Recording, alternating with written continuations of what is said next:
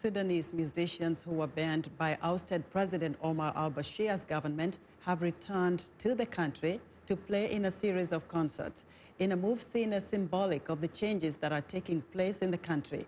Naba Mohiedeen has more from Khartoum. The Sudanese hip-hop group Nas Jota returned to Sudan for a New Year's Eve concert, their first show at home since 2004, when authorities banned their music for being political.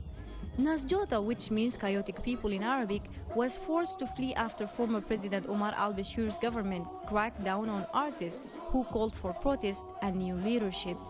But since Bashir's ouster last April, Sudan's transitional government has welcomed back dissident artists like Nas Jota. This is the moment that we were looking for, is that finally I can come back to my country, make life events for my people with no fear. Before, I couldn't. The musicians are hailing their return with charity concerts, marking Sudan Independence Day, January the 1st, the New Year, and a new Sudan, along with one concert for children with cancer.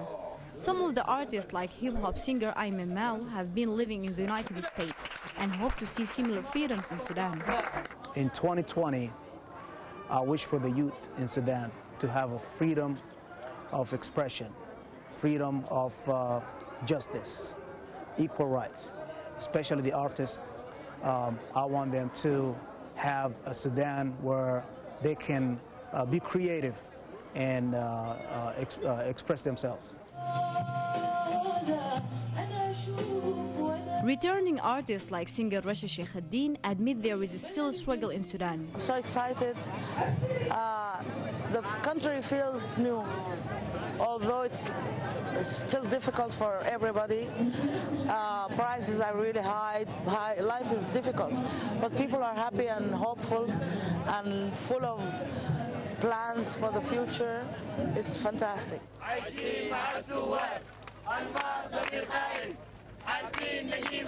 Many of the protesters of the December 2018 uprising against skyrocketing consumer prices that led to Bashir's downfall say they listened to the bad music during the month-long popular uprising.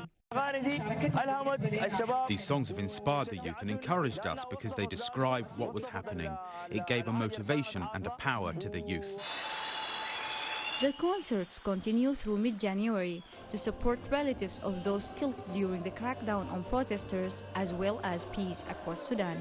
Naba Mohiedeen for VOA News, Khartoum.